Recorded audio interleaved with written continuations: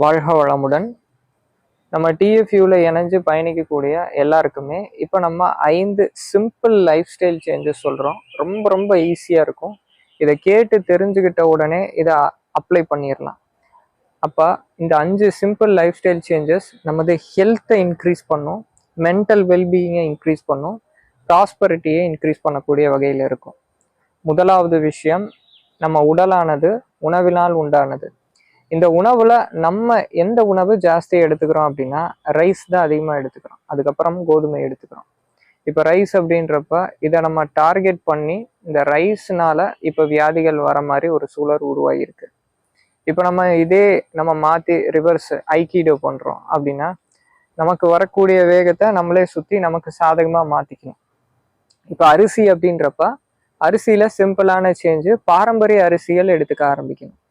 இப்போ அதே வெள்ளை அரிசி, அதே ரசம், மோர் குழம்பு ஊற்றி சாப்பிட்றோம். இதுக்கு பதிலாக பாரம்பரிய அரிசி அப்படின்றப்ப வெள்ளை ரக அரிசிகள்லேயே பாரம்பரிய அரிசிகள் என்னென்ன இருக்குது அப்படின்னா தங்கச்சம்பா, அப்புறமா தூய மல்லி, ஸ்வர்ண மசூரி, சீரக சம்பா, கருடன் சம்பா, இன்னும் பல வெள்ளை ரக அரிசிகள் இருக்குது.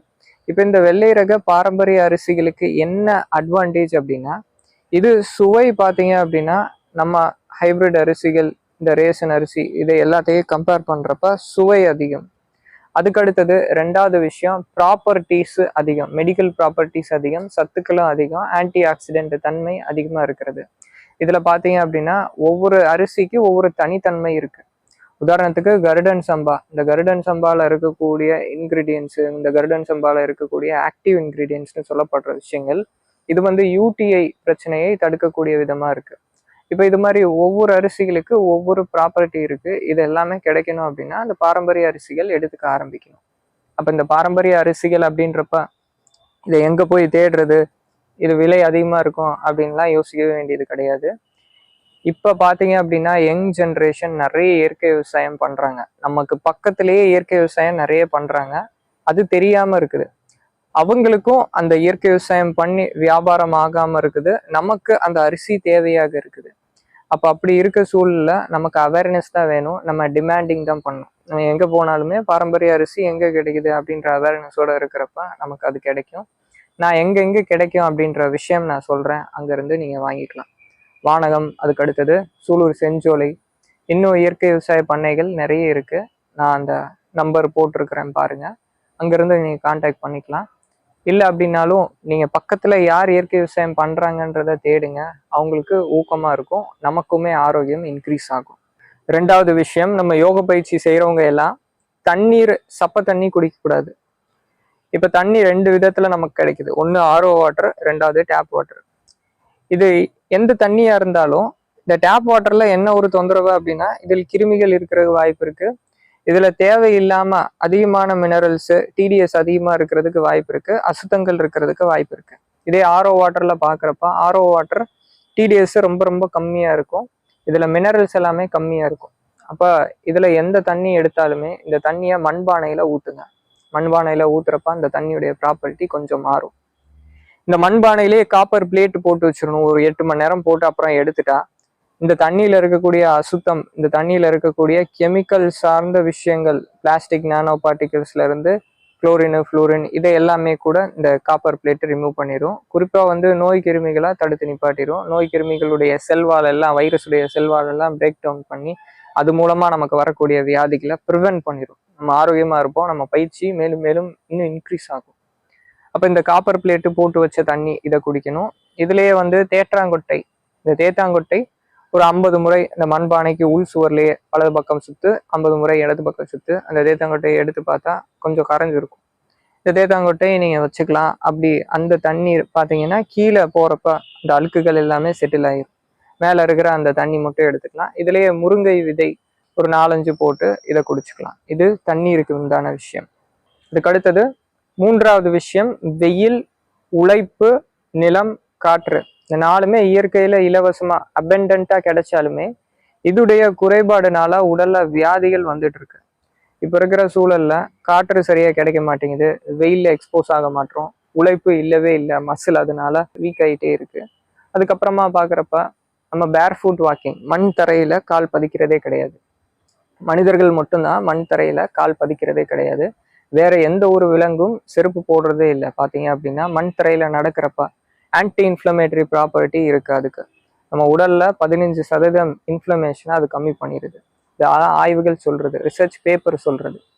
அப்ப மண் தரையில் இந்த ஞாயிறு சனி இல்ல லீவ் இருக்கிற நாள்ல மண் தரையில நம்ம கால் பதிக்கணும், அதில் நடை செய்யணும், வெயில் உடம்புல எக்ஸ்போஸ் ஆகணும், எந்த அளவு முடியுமோ அந்த அளவுக்கு பிசிக்கலா ஆக்டிவா இருக்கணும். அதுக்கு அடுத்தது நல்ல காற்றோட்டம் இருக்கக்கூடிய இடத்தில் நம்ம இருக்கணும். இதுக்கு சிம்பிளான வழி என்ன அப்படின்னா, நம்ம முன்னாடியே சொன்ன மாதிரி பக்கத்துல யார் இயற்கை விவசாயம் பண்றா அப்படின்றதை பாருங்க. இப்ப நிறைய பேர் இயற்கை விவசாயம் பண்ணிட்டு இருக்கிறாங்க. அப்ப அதை கண்டுபிடிச்சிட்டிங்க அப்படின்னா இந்த நாளையுமே நம்ம எடுத்துக்கலாம். ஒரு ஞாயிற்றுக்கிழமை போனோம் அப்படின்னா நம்ம அந்த இடத்தில் நம்ம அவங்களுக்கு ஹெல்ப் பண்ணி கொடுக்குறப்ப, ஒரு களை பறிச்சு கொடுக்குறப்ப, அப்போ நம்ம உடலுமே ஸ்ட்ரெங்தன் ஆகும், நம்ம பிசிக்கலி ஆக்டிவா இருப்போம், புதிய அனுபவமா இருக்கும், காற்று நல்ல காற்று கிடைக்கும், உடல்ல வெயில் எக்ஸ்போஸ் ஆகும். மண் தரை அப்படின்றது இந்த பூச்சி கொல்லி இல்லை உரங்கள் எதுவும் போடாத மண் தரையில நம்ம கால் பதிக்கணும். அது இயற்கை விவசாய பூமியில நம்ம செய்யறப்ப ரொம்ப நல்லா இருக்கும். அப்போ இது 3வது விஷயம். இதை நம்ம அட்வான்டேஜ் எடுத்துக்கலாம். இதுவுமே நான் எனக்கு தெரிஞ்ச இயற்கை விவசாய நண்பர்கள், இயற்கை விவசாயம் பண்றவங்களுடைய நம்பர்ஸ் நான் கொடுத்துருக்குறேன், இல்லை அட்ரஸ் நான் கொடுத்துருப்பேன், அதை நீங்க பார்த்துக்கலாம். அதுக்கடுத்தது 4வது விஷயம் மந்த்லி அசஸ்மெண்ட்டு, டெய்லி அசஸ்மெண்ட்டு. நம்ம உடல் நேற்றை விட இன்னைக்கு எப்படி இருக்கு அப்படின்றத நம்ம பார்த்து உணர்ந்துக்கணும். போன மாசத்துக்கும் இந்த மாசத்துக்கும் என்னென்ன டிஃப்ரென்ஸ் இருக்கு அப்படின்றதே நம்ம கண்டுபிடிச்சிக்கணும். அப்போ இதுக்கு நிறைய பயோமார்க்கர்ஸ் நமக்கு இப்போ லேப்ல கிடைச்சாலும் நம்ம உடல்ல என்ன மாற்றம் நடந்திருக்கு அப்படின்றத தெரிஞ்சுக்கிறது தான் உண்மை. முழுமையாக அதுதான் அட்வான்டேஜா இருக்கும். அப்போ ஃபர்ஸ்ட் நம்ம டெய்லி அசஸ்மெண்ட் அப்படின்றது, நேற்றை விட இன்னைக்கு பயிற்சி நல்லா செய்ய முடிஞ்சா, நேற்றை விட இன்னைக்கு எவ்வளோ இம்ப்ரூவ் ஆயிருக்கோம் அப்படின்றதை கவனிக்கணும். மந்த்லி அசஸ்மெண்ட் அப்படின்றது நம்ம உச்சந்தலையிலிருந்து உள்ளங்கால் வரை ஒவ்வொரு பார்ட்டா எழுதி, முதல் மாசம் மந்த் 1 போட்டுக்கோங்க, மந்த் 2 அப்படின்னு போட்டுக்கோங்க. முடி எப்படி இருந்தது, முடி உதிர்தல் இருந்ததா, முடியில ஏதாவது டேண்ட்ரஃப் பிரச்சனை இருந்ததா, ஸ்கேல்ப்ல ஏதாவது இஷ்யூ இருந்ததா, கீழே தலைக்கு வரப்ப தலைவலி எவ்வளோ ஃப்ரீக்வெண்ட்டாக வந்தது, இப்போ செகண்ட் மந்த்து இப்போ எவ்வளோ குறைஞ்சிருக்கு. இது மாதிரி உச்சந்தலையிலேருந்து உள்ளங்கால் வரை எல்லா பாகமும் எவ்வளோ டீட்டெயிலாக எழுத முடியுமோ அந்தளவுக்கு டீட்டெயிலாக எழுதணும். ஒவ்வொரு மாதமும் இதை திரும்பி பார்க்கணும். திரும்பி பார்க்குறப்ப தான் நம்ம மேம்படுறோமா இல்லை அதே நிலையில் இருக்கோமா இல்லை கீழே போகிறோமா அப்படின்றது தெரியும். அசஸ்மெண்ட் அப்படின்றது அதுக்காக முக்கியம். அதுக்கு அடுத்தது 5வது விஷயம், கெமிக்கல் சார்ந்த எந்த ஒரு பொருட்களையும் பயன்படுத்தக்கூடாது. சோப்பு, பவுடரு, பெர்ஃப்யூமு, பேஸ்ட்டு இது மாதிரியான பொருட்கள் தவிர்த்துருங்க. சோப்புக்கு பதிலாக குளியல் பொடி பயன்படுத்திக்கலாம். நம்ம தோல் அப்படின்றது இருக்கிறதுல பெரிய உறுப்பு. தோலில் என்ன நம்ம போட்டாலும் என்ன நம்ம அப்ளை பண்ணாலும் அது ரத்தத்தில் பார்ஷியலாக கொஞ்சமாக அப்சர்வ் ஆயிரும், டைரெக்டாகவே அப்சர்வ் ஆகும். அதனால தோலில் ஒரு பொருள் போட்டால் அதை சாப்பிட முடியுமான்னு யோசிச்சு பாருங்க. சாப்பிட முடியாது, அது உடம்புக்கு எடுத்துரும் இல்லையா. இப்போ சோப்பு சாப்பிட்டா உடம்புக்கு எடுத்துரும். அப்போ அது தோல்லையும் நம்ம போடக்கூடாது, அது ரத்தத்தில் கலக்கும். பேஸ்ட்டுக்கு பதிலாக பல்பொடிகள் பயன்படுத்திக்கலாம், மூலிகை பல்பொடிகள் பயன்படுத்திக்கலாம்.